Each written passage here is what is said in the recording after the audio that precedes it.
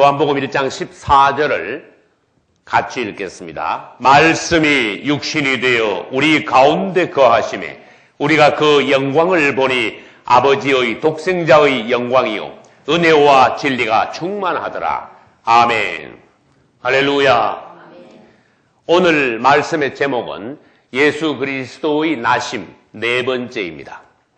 우리는 그동안에 예수님께서 이 땅의 나심에 관한 의미, 또 그분이 어떤 분이신가, 또 그분의 나심으로 우리와 어떤 연관이 있는가, 우리는 그분의 나심에 관하여 또 오신 그분에 관하여 우리가 어떠한 입장에서 그분을 어떻게 영접해야 하는가에 관하여서 말씀을 듣는 중, 오늘은 예수 그리스도의 나심에 관하여 네 번째, 즉 나심에 관한 마지막 말씀을 듣겠습니다. 우리는 그분에 관하여서 지금보다 더 깊이 알아야 합니다. 왜냐하면 우리 예수님은 단순한 분이 아닙니다.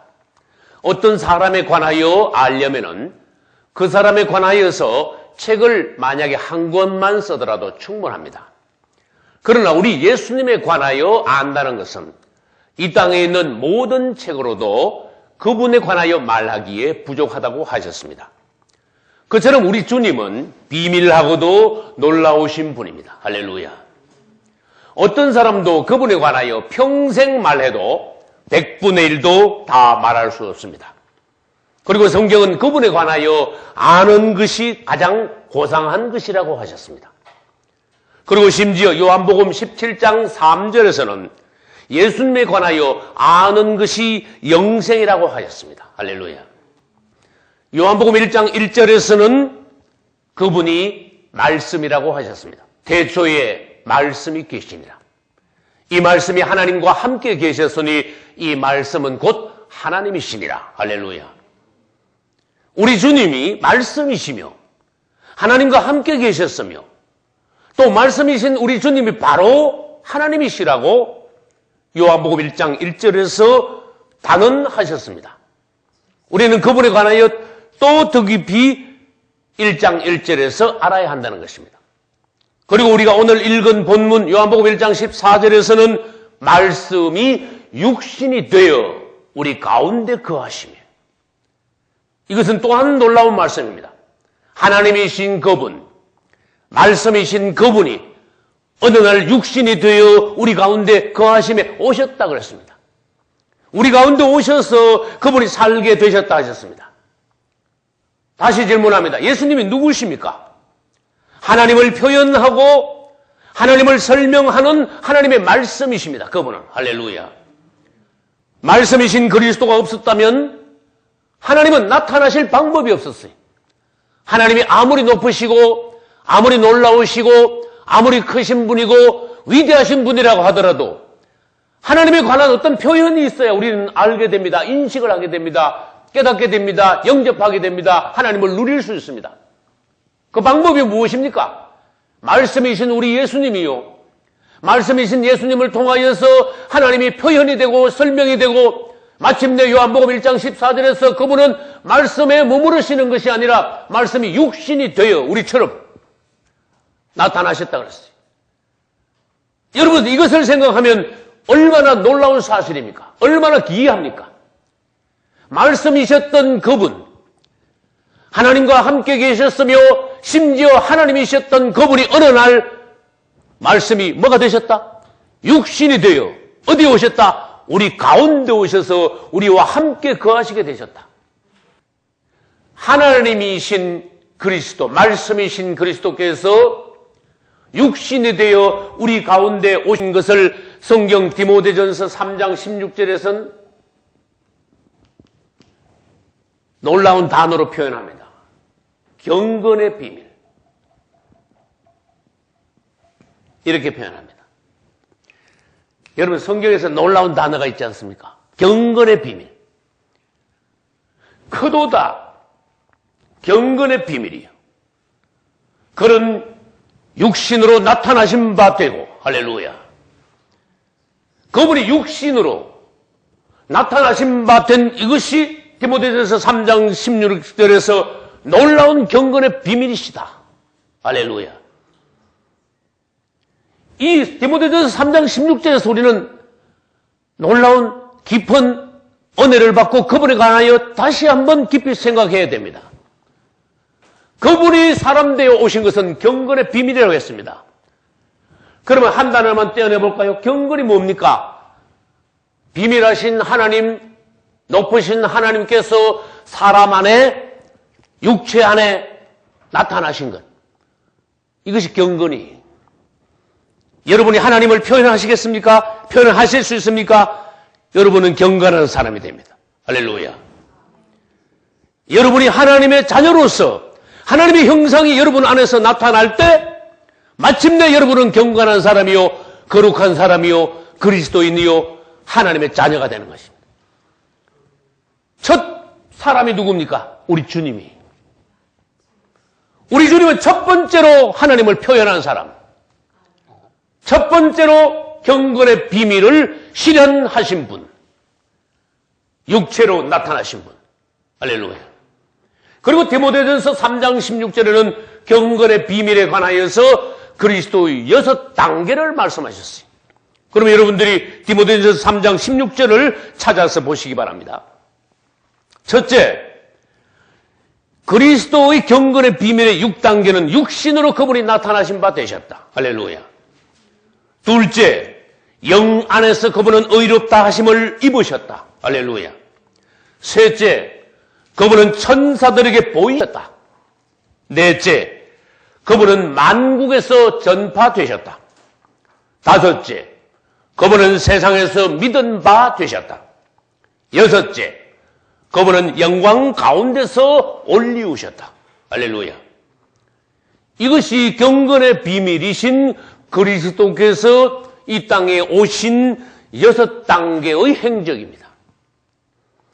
그러면 경건의 비밀에 관하여서 다시 한 번 더 우리가 보기로 하겠습니다.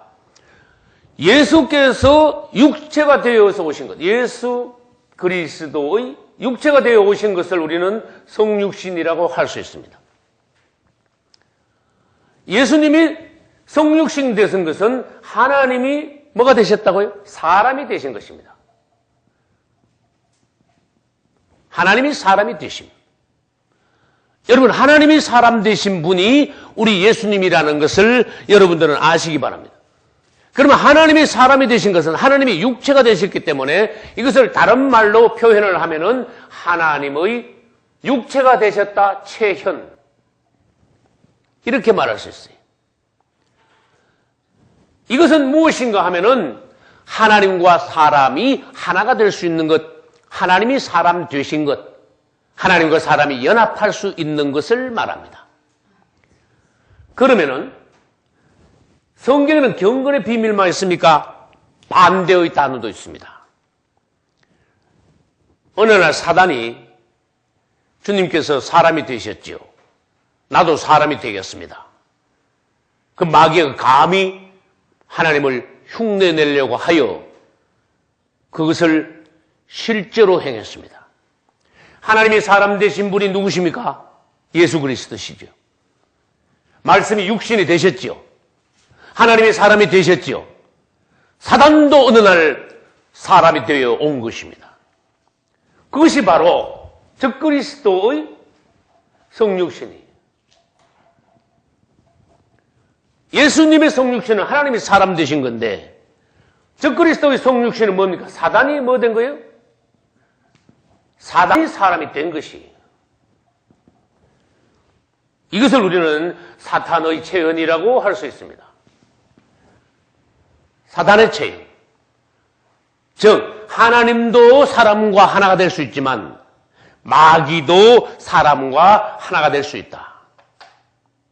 성경에서 이것을 불법의 비밀이라고 했습니다. 주님이 사람 되어 오신 것은 디모데전서 3장 16절에서 경건의 비밀이라고 하셨고, 마귀가 사람 된 것은 데살로니가 후서 2장 7절에서 불법의 비밀이라고 하셨습니다. 그래서 경건의 비밀의 반대는 뭐다? 불법의 비밀이.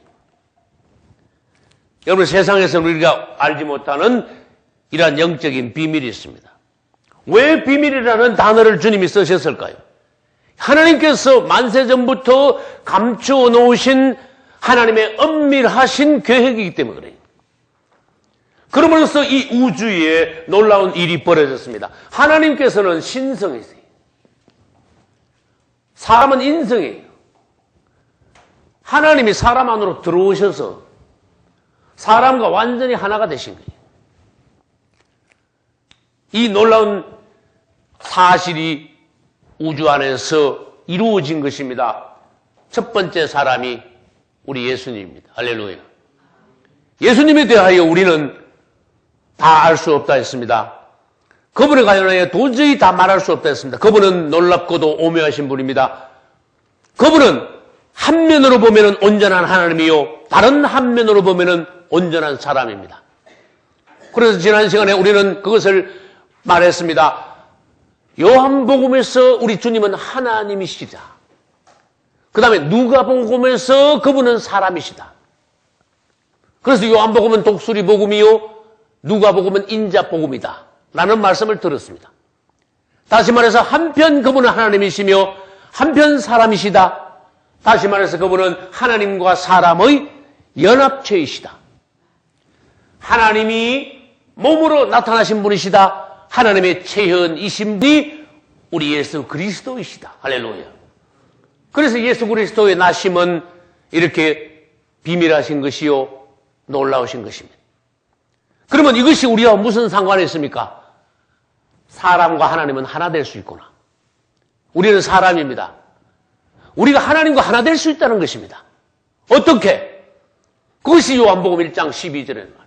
영접하는 자, 곧 그 이름을 믿는 자들에게는 하나님의 자녀가 되는 권세를 주셨으니. 할렐루야. 우리가 그분을 오늘날에 영접할 수 있대요. 그러므로써 우리가 하나님의 자녀가 될 수 있다고 하셨어요. 할렐루야. 우리 예수님만 하나님과 사람의 연합체입니까? 오늘날 우리도 우리 안에 그분을 영접함으로써 하나님과 우리가 한 몸, 연합체를 이룰 수 있습니다. 이것은 마치 부부가 연합하여 한 육체를 이룬 것과 같습니다. 할렐루야. 우리 주님은 놀라운 분으로 오셨습니다. 우리는 그분의 오심에 관하여 그분이 어떤 분이신가에 관하여서 더 깊이 알아야 됩니다. 우리 주님이 이 땅에 오셨지요. 하늘에 계신 분이 이렇게 내려오셨어요. 사람 가운데 오셨어요. 그러면은 그분이 하늘에서 내려오셔서 사람 가운데 오셨는데 그냥 내려오신 게 아니고 하나님이 사람 가운데 오셨으므로 하나님을 사람 가운데 이끌어 오신 거예요. 예수님 이전에는 사람은 사람이고 하나님은 하나님이셨어요. 그러나 예수님 때부터 무슨 일이 벌어졌느냐? 사람 안에 하나님이 들어오시게 되었어요. 할렐루야. 사람 세계에 하나님이 가입하시게 되었어요. 들어오시게 되었어요. 사람과 하나님께서 하나가 연합되기 시작했어요. 즉 다시 말합니다. 그리스도의 성육신은 하나님을 사람에게 이끌어 오셨어요. 사람 가운데 하나님을 가져오셨어요. 할렐루야. 그리고 그분은 사람으로서 33년 반을 이 땅에 사셨습니다. 그리고 난 뒤에 그분은 십자가로 가셨습니다. 그리고 부활하셨습니다. 이것은 어떤 사실인가 하면은 처음에는 하나님을 사람 가운데 데려오셨지만, 이끌어 오셨지만 십자가와 부활을 통하여 성천하실 때 이제 그분은 다시 반대로 사람을 하나님께로 이끌어 가시는 분이. 할렐루야.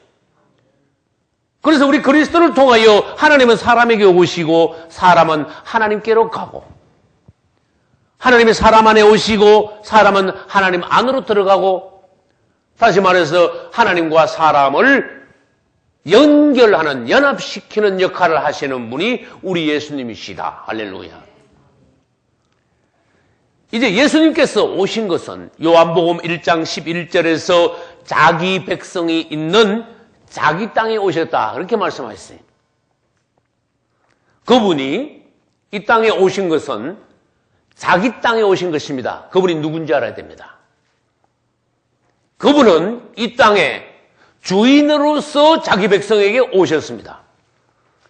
그러나 요한복음 1장 11절에서 사람들이 그분을 몰라보고 창조주여 그분의 주인이신 그리스도를 영접하지 않았다고 했습니다.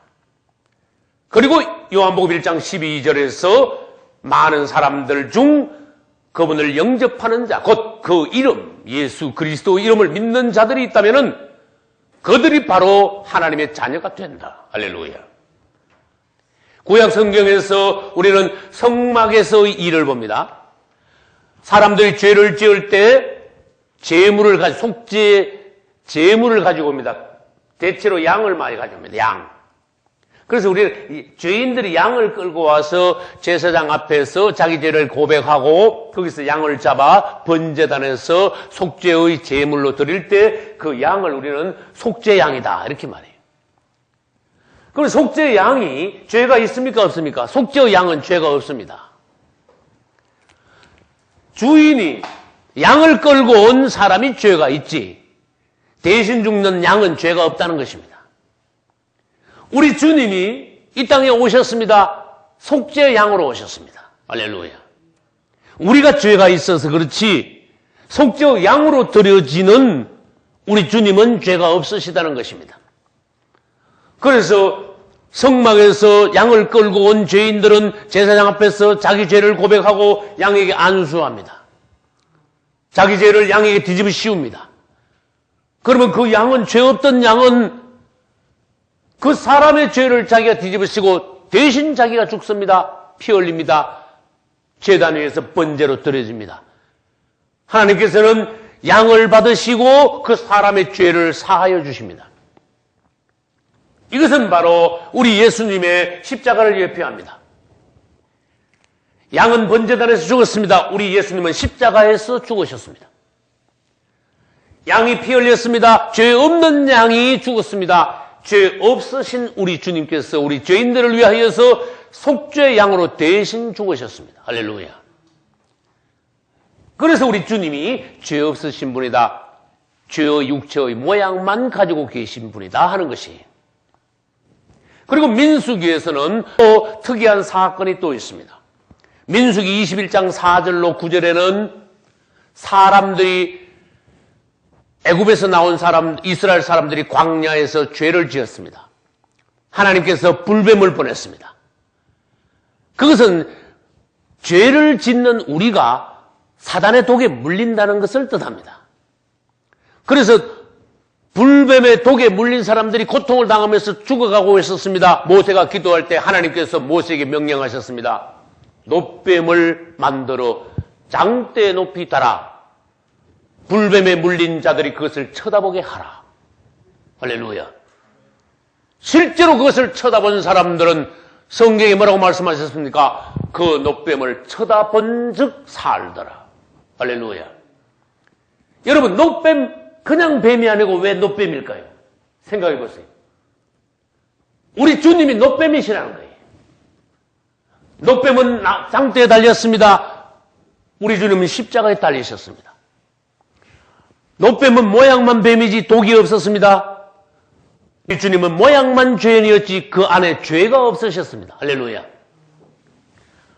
뱀에게 물린 자들이 장대에 달린 놋뱀을 쳐다본 적 살게 되었습니다. 독이 다 해독이 되고 생명을 찾았습니다. 사단에게 물린 사단의 독이 퍼진 우리 죄인들이 오늘날 십자가에서 우리를 위하여 죽으신 예수 그리스도 그분을 믿음으로 바라볼 때 바라본 즉 살더라. 쳐다본 즉 살더라. 할렐루야. 우리를 위하여 죽으신 십자가의 예수님을 믿음으로 바라보며 산다는 것입니다. 그분은 속죄의 양이실 뿐만 아니라 그분은 놋뱀이십니다. 속죄의 양으로서 그분은 우리의 죄를 위하여 죽으셨고 놋뱀으로서 우리는 그분을 쳐다본 즉 살게 된다는 것입니다. 할렐루야. 우리는 오신 그분에 의하여서 구원받게 되었어요. 우리는 그분의 나심에 관하여 말씀을 듣고 있습니다. 그분이 왜 나셨습니까? 그분이 오신 목적은 무엇입니까? 그분이 오실 때 어떤 일이 벌어졌습니까? 그분이 오셔서 어떤 일을 하셨습니까? 우리는 이것을 알아야 됩니다. 우리는 오신 그분을 영접할 수 있는 기회가 왔습니다.